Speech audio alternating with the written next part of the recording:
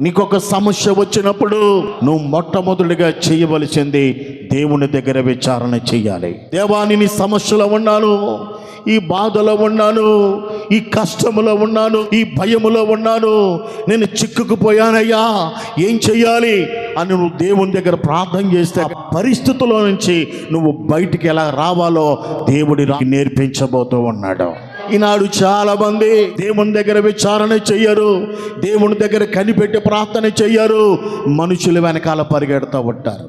వాళ్ళతో వీళ్ళతో చెప్తూ ఉంటారు. ఎవరి దగ్గర విచారణ చేస్తూ ఉన్నారు?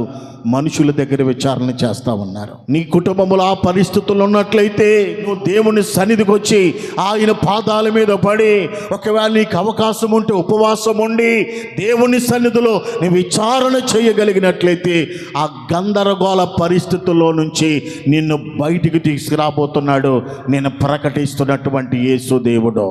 నువ్వు ఏ పరిస్థితుల్లో ఉన్నా ఆ సమస్యను బట్టి దేవుని దగ్గర విచారణ చేయాలి.